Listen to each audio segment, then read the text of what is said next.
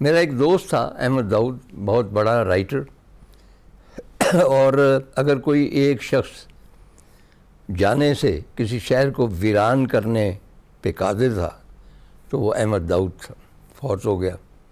ایک روز اس نے کیجولی مجھ سے پوچھا، کہنے لگا طاہر تم نے میرا داغستان پڑھی رسول حمزہ توف کی؟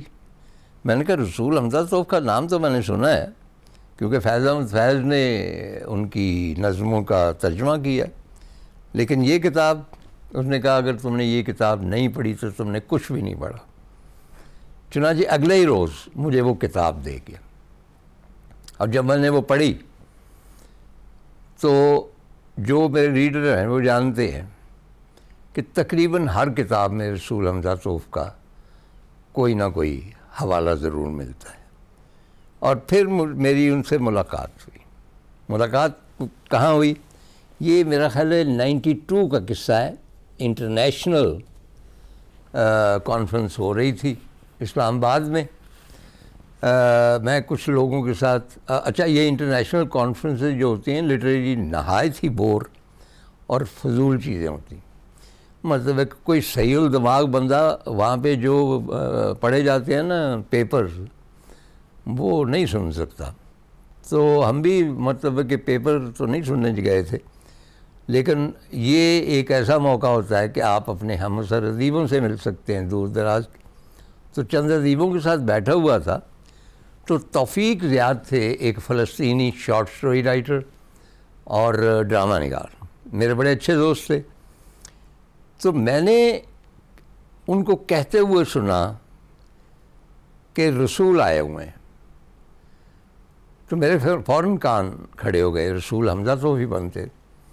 تو میں نے اس توفیق کو کہا، میں نے بلایا اسے، میں نے کہا کہ توفیق تم نے رسول کا نام لیا ہے؟ تو ذرا متفنی شخص تھا، کہنے لگا ہاں میں رسول اللہ صلی اللہ علیہ وسلم کا نام لے ہوں، کیوں نہ لوں؟ میں نے کہا نہیں، وہ بات میں نہیں کر رہا، رسول حمزہ تو۔ کہنے لگا ہاں آئے ہوئے ہیں۔ میں نے کہا کہاں ہیں؟ کہنے لگا کانفرنس ہال میں کوئی شخص کوئی پیپر پڑھ رہا ہے، اور وہ جو 10ویں قطار ہے کانفرنس ہال کی، اس میں اپنی بیوی کے اور مترجمہ کے ساتھ بیٹھے ہوئے ہیں، رئیسہ ہے اس کا نام، اور میں نے ان کی شکل سے دیکھا ہے کہ وہ بہت بور ہو رہے ہیں، کیونکہ نہ وہ انگریزی بول سکتے ہیں اور نہ وہ اردو ان کی سمجھ میں آتی ہے، لیکن وہ سمجھتے ہیں کہ انہوں نے اتنی دور سے بلایا ہے تو کم از کم میں یہ سن لوں جو پڑھا جا رہا۔ میں گیا، میں وہاں چند لوگ بیٹھے ہوئے تھے، پہلی مرتبہ میں نے رسول حمزہ توف کو دیکھا، اور میں جھکا ان کے پاس گیا، تو میں نے اشاروں کنایوں میں کہا کہ کیا آپ باہر آ سکتے ہیں؟ تو انہوں نے یہ سمجھا کہ یہ کانفرنس کا کوئی اہلکار ہے تو کسی خاص کام سے آیا ہے، تو وہ آ گئے، ان کے ساتھ ہی ان کی مترجم بھی آ گئی، بیگم وہیں پہ رہی۔ جب باہر آئے تو میں نے ان کو ایک صوفے پہ بٹھایا اور میں ان کے قدموں میں بیٹھ گیا۔ یہ قدموں میں بیٹھنے والی روایت جو ہے، جس بھی ادیب کا، سینئر کا میں بہت زیادہ احترام کرتا ہوں، دل سے چاہتا ہوں میں اس کے قدموں میں بیٹھتا ہوں۔ ان کے علاوہ میں قرۃ العین حیدر کے بھی قدموں میں بیٹھا تھا۔ تو میں نے ان کا ہاتھ پکڑ کے کہا کہ میں آپ کا مرید ہوں۔ اچھا، مرید ان کی زبان میں بھی مرید تھا۔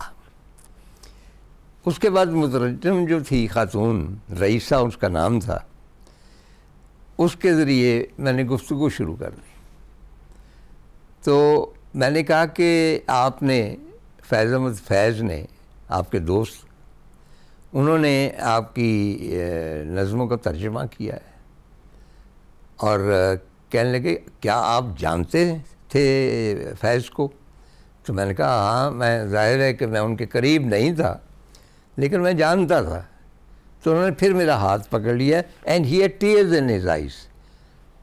انہوں نے کہا کہ اگر تم فیض کے دوست ہو، حالانکہ میں نے دوستی کا دعویٰ نہیں کیا، تو پھر تم میرے دوست۔ اس کے بعد تقریباً آدھ گھنٹہ ہم گفتگو مختلف ٹاپکس پہ کرتے رہے۔ تو جب میں نے میرا داغستان کا حوالہ دیا تو رسول کہنے لگے کہ یہ تم نے کون سی زبان میں پڑھی ہے؟ میں نے کہا اردو میں۔ انہوں نے کہا مجھے تو پتہ ہی نہیں تھا کہ یہ آپ کی زبان میں ترجمہ ہو چکی، تو کیا مجھے اس کی ایک کاپی مل سکتی؟ تو مسٹر بکس تھا یوسف، میرا بڑا اچھا دوست، اس کو میں نے فون کیا، میں نے کہا فوری طور پہ میرا داغستان کی 2 کتابیں لاؤ، کیونکہ رسول حمزہ توف آئے ہوئے ہیں۔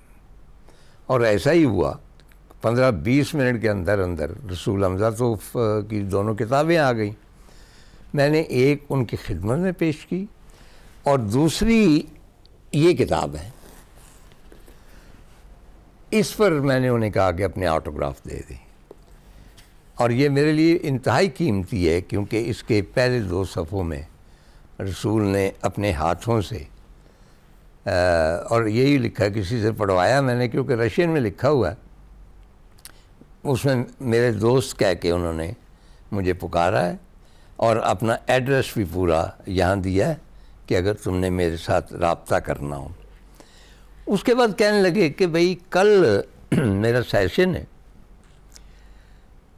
تو میری خواہش ہے، کیونکہ میں جانتا ہوں کہ بہت سے لوگ تمہیں جانتے ہیں، تمہیں آتے ہیں ملنے کے لیے، تو ظاہر ہے کہ ان کو اندازہ ہوا کہ میرا بھی تعلق ادب سے ہے، کیا یہ ممکن ہے کہ تم میری کسی نظم کا اردو میں ترجمہ کر کے وہاں پڑھ دو؟ میں نے کہا جی اس سے بڑی سعادت اور کیا ہوگی۔ چنانچہ انہوں نے انگریزی میں اپنی ایک نظم دی، اس کا میں نے اردو میں ترجمہ کیا اس رات۔ 10-10:30 کا انہوں نے وقت دیا ہوا تھا۔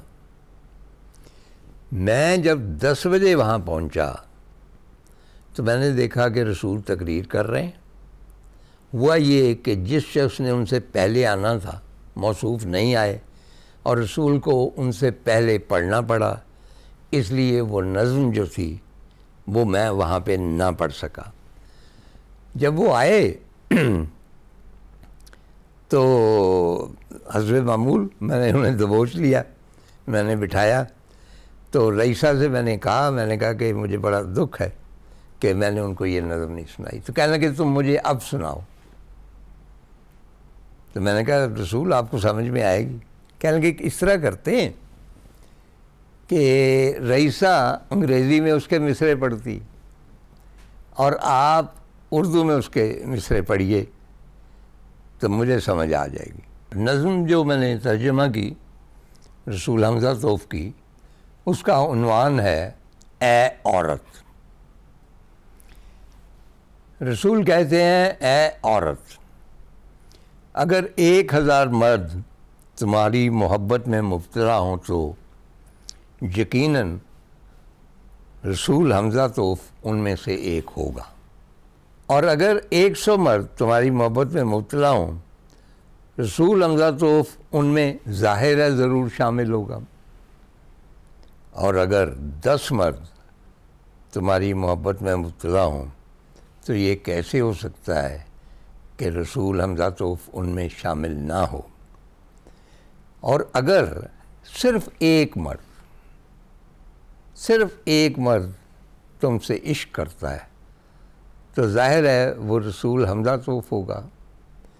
میرا خیال تھا نظم یہاں ختم ہو جاتی، نظم یہاں ختم نہیں ہوتی، اس کا اگلا پیرا ہے کہ اے عورت اگر تم تنہا ہو، اکیلی ہو، اور کوئی بھی تمہاری محبت میں مبتلا نہیں ہے تو یقین کر لینا رسول حمزہ توف کہیں بلند پہاڑوں میں مر گیا ہے۔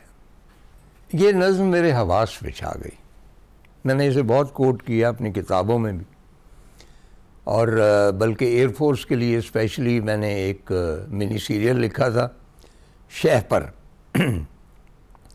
اس کی مین تھیم بھی یہی نظم تھی، اور اسے نجم شیراز نے گایا تھا، بڑی اچھی اس کی دھن تھی، لیکن اس میں ایک ٹریجڈی ہو گئی کہ انہوں نے وہ جو کیسٹ تھی اس میں پوئٹ کی جگہ میرا نام لکھ دیا، حالانکہ میں ایسی ایک سطر بھی نہیں لکھ سکتا، تو میں نے اس کی کریکشن کروائی۔ بعد میں بھی جا بجا، کیونکہ میں پہاڑوں کا شہزائی ہوں، تو بلکہ پچھلے دنوں میرا کوئی پروگرام بنا اس عمر میں ایک وادی میں جانے کا، تو میرے ذہن میں یہی نظم گونج رہی تھی کہ اگر مجھے وہاں کچھ ہو گیا تو وہ رسول کی نظم یاد آئے گی کہ اے عورت اگر تم تنہا ہو، اکیلی ہو، تو بلند پہاڑوں میں